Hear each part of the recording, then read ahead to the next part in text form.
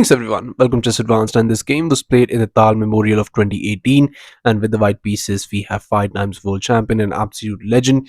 We have Vishy sir, and with the black pieces we have Daniil Dubov. So this game is going to be a battle of generations, to be honest, but yeah, it's going to be one hell of a game. So without further ado, let's start with this game. With the white pieces, Vishy sir goes for e4, we have c5 by Daniil, we have knight to f3, knight to c6 and bishop to b5. We go into the Nejmedino Rosalimo attack. G6 now, bishop captures, B captures, castles, and bishop to G7. So you can see already that the position is very, very nice here. Rook to E1, knight to H6, and just C3. So now D4 is definitely coming. Either you castle right now or you just give the D4 square. But hey, just castles was played by Daniil, and hey, just H3. Just not allowing any knight jumps, and now just preparing D4. We have F5 now, finally, but now E5, just taking more and more square. And it's a lot of space. I mean, honestly, there is nothing you can do. I mean, this is supposed to be how it's played here. Just knight to f7 now, attacking that pawn twice, but just d3.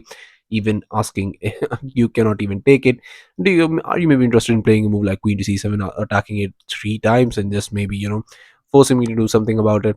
But not really, because now you just play a5, and you have to develop the bishop as well.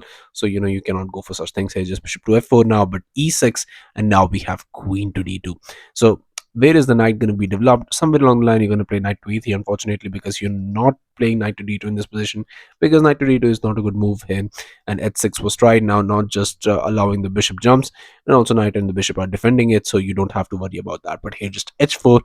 Now we have rook to e8, c4, and just d6. So all in all, I mean, development wise, Avicii sir is a lot better in development here. Then Daniil, the pieces are all on the dark square, or on the last pieces are all on the last files, and yeah, it's not looking that good here. Just knight to c3 was played by Vishy sir, rook to a7, and now just knight to a4. And now here g5 was played by Daniil, just pushing the pawn all the way, but we have edge captures, knight captures, and just knight captures on e5. But here in this position, just bishop captures on e5, and with a move like bishop captures, you're absolutely fine here. You're not ruining your pawn structure.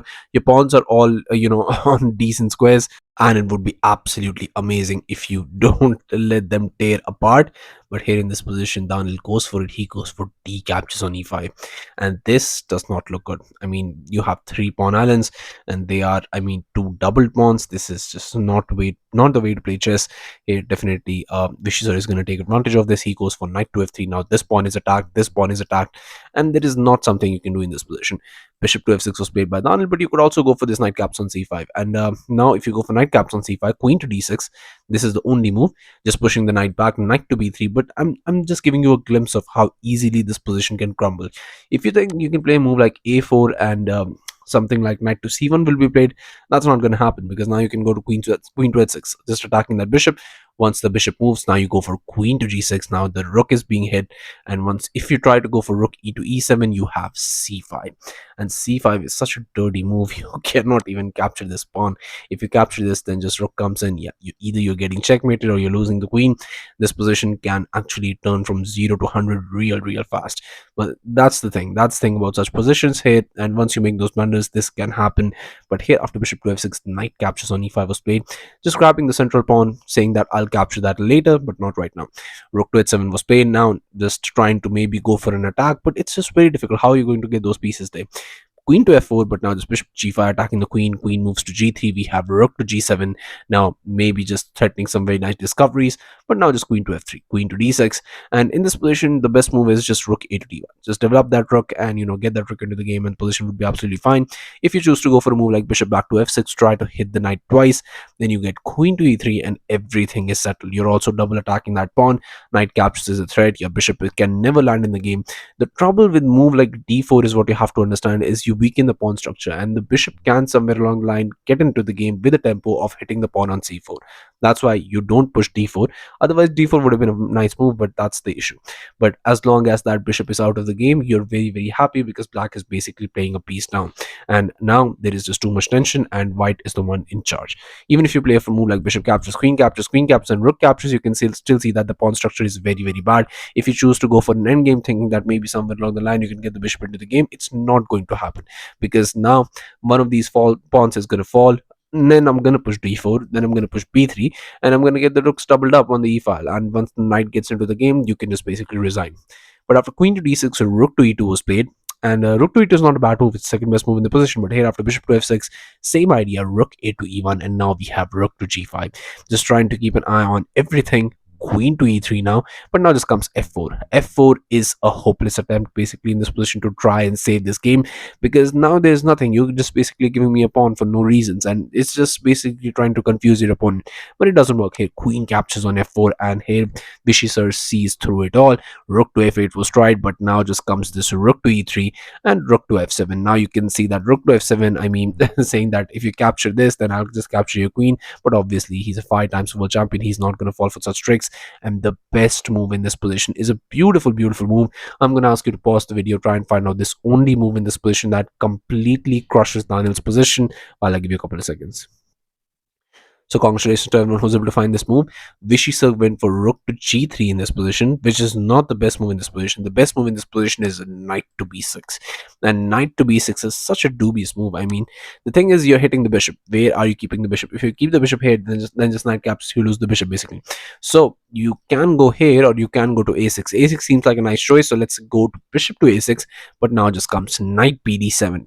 And now you're hitting this bishop twice. And the problem is you cannot move the bishop because your queen captures, because now that knight is just double attacking, and yeah, it's not looking that good. So even if you go for a move like king to g7 to try and do something, then just comes knight captures on f6 with a check.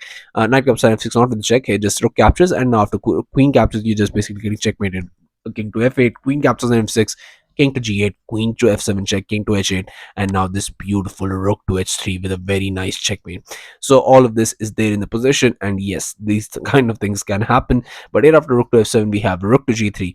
Now easily just going into an endgame which is favorable for Vishy sir. Here rook captures was played, queen captures with a check, and now if you don't do anything, this is coming. So here rook to g7 has to be played, but now queen to e3, and still the endgame is still very much favorable, and yeah, you can do nothing in this position. As long as that bishop is there stuck like that on the starting square, there is nothing you can do.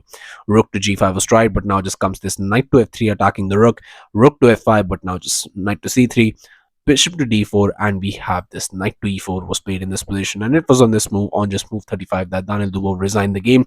Why he resigned, there's basically nothing you can do. I mean, if you capture here, then I just capture that comes with an attack towards the rook. So this is a complete blunder that Daniil made. And not only that, even if he had not made this blunder, still the pawns would have fallen, because the endgame would have been completely favorable. And in Vishy sir's hand, this is as good as winning. So yeah, this was the game in Tal Memorial, beautifully played by Vishy sir, and got this spectacular victory against Daniil Dubov, who was playing really well in Tal Memorial. But yeah, suffered this loss in the first round. But next he went on to play some really nice chess. So yeah, that was that. So yeah, thank you all for watching. I'll be coming back with games like these, so stay tuned with the channel, stay updated, and I'll be seeing you guys very soon. Thank you all for watching.